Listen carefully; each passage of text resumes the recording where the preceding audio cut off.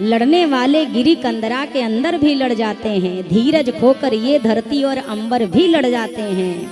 संख्या बल पर धर्म मिटाने वाले मंसूबे तू सुन।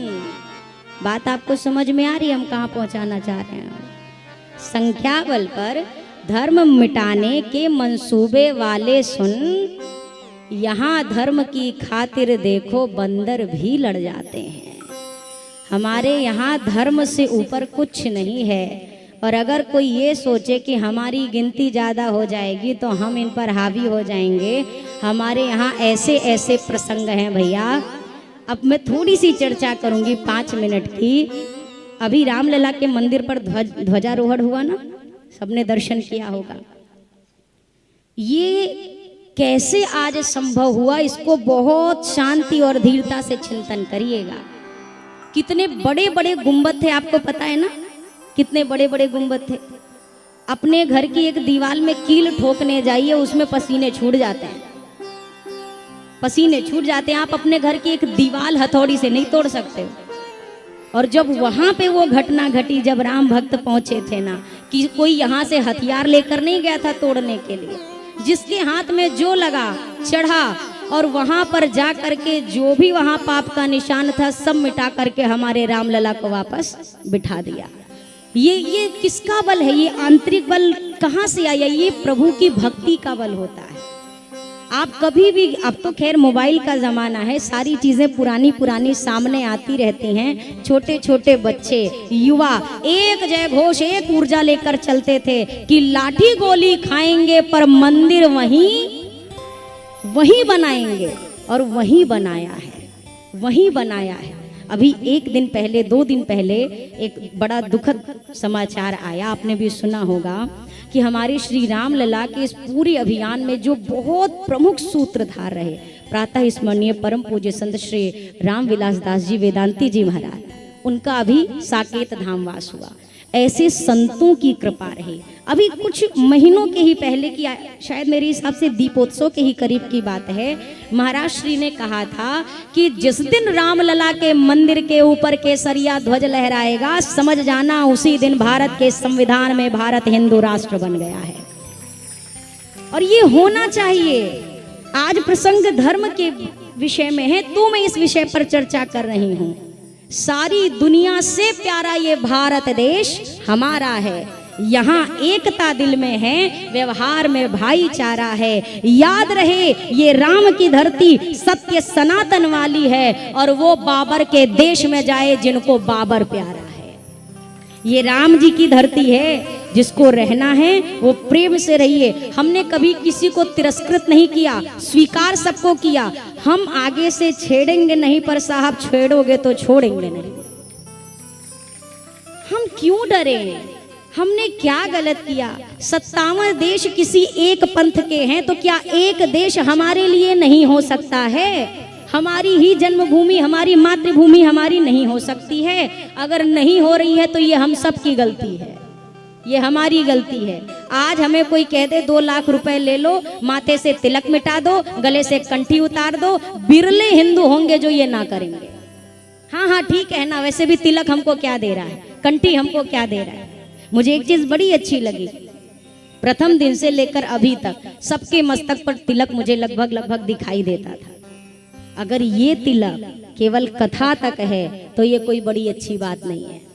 ये तिलक अगर आपके घर में भी चल रहा है, आप अगर शादी में जा रहे हो तो भी आपके मस्तक पर है, किसी विवाह में हो, किसी उत्सव में है, लाख समाज के बीच जब बिल्कुल निर्भीक होकर अपने मस्तक पर इस तिलक को स्थान देंगे ना, तब आप सच्चे सनातनी कहलाएंगे। तिलक डेकोरेशन का विषय नहीं है। इसको डेकोरेटिव आइटम मत समझिए कि सजा लिया, सेल्फी ले लिया, देखो हम तो कथा सुनकर आके आए हैं। लोग तीर्थ जाते हैं तो वहां पर तिलक वगैरह लगाते हैं ना, यहाँ पे लगवाएंगे, यहाँ पे लगवाएंगे।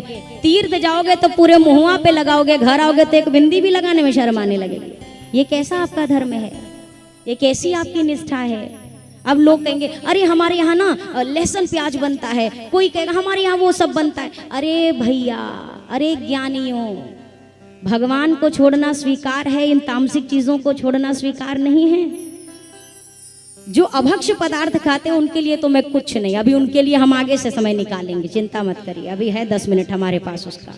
लेकिन जो केवल लहसुन प्याज वाले हैं, मेरी उनसे प्रार्थना, अपने गले में तुलसी जी को स्थान दो। ये तुलसी जी इतनी कृपालुनी हैं, ऐसी मति आपकी फेरेंगी, स्वतः छूट जाएगा, आपको झंझट पालने की आवश्यकता नहीं। पर पहनिए, चाहे स्त्री हो, चाहे बेटियां हो, चाहे बच्चे हो, चाहे भाई लोग हों, हम सबसे हाथ जोड़कर विनती कर रहे हैं, आपके गले में कंठी होनी चाहिए।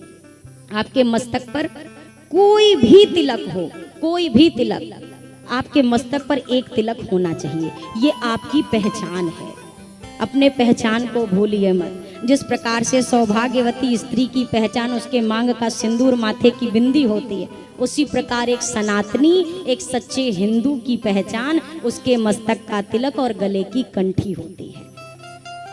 2 तरह के कुत्ते होते हैं, क्या होते हैं?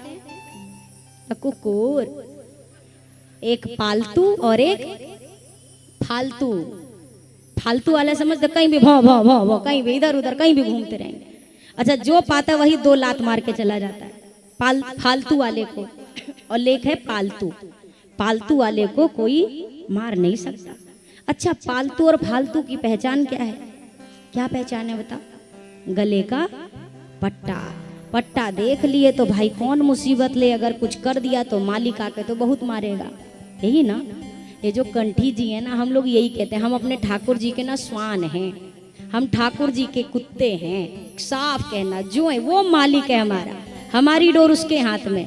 जिस प्रकार से गले में पट्टा हो तो उस कुत्ते को कोई छू भी नहीं सकता, उसी प्रकार से जिसके गले में कंठी हो, यमराज की मजाल नहीं है कि उसको स्पर्श भी कर ले जाएं, छू नहीं सकते यमराज जिसके गले में कंठी है।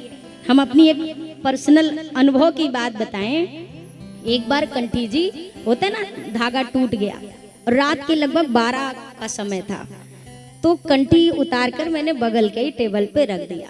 अच्छा, फीवर चढ़ा बहुत तेज, एकदम सच्ची बात आपसे शेयर कर रहे, खूब तेज फीवर चढ़ा। और कुछ तो दवाई वाई बाद में याद आया, पहले हमने उठाई कंठी और वो सेफ्टी पिन होती है ना, उसी से बांध कर मैंने कहा गले में टीकी रहे। जानते दिमाग में क्या चल रहा था? हमने कहा कंठी उतर गई है और कहीं यही बेरा हम मर गए तब तो यमराज ले जाके बहुत पीटेंगे हमको। तो सबसे पहला ख्याल आया कंठी जी पहन लो, मरा भी गए तो कम से कम भगवान के पास जाएंगे।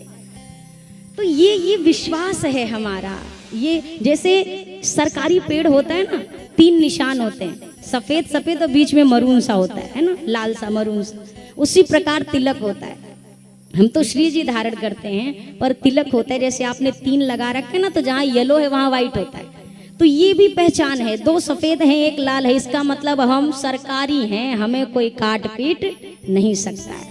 तो मुझे विश्वास है कि अब कल से आप ये नियम शुरू करोगे, आपके मस्तक पर तिलक होगा कथा के बाद भी, और आपके गले में कंठी अवश्य होगी। अब मुझे विश्वास है। अच्छा, कौन कौन करेगा? हाथ ऊपर करो। जो सच बोलना वही करना, जो झूठ बोलना तो कोई बात नहीं। बड़ी आपकी कृपा, इतने लोग भी अगर वचन दे रहे हो तो हम आपको धन्यवाद देते हैं।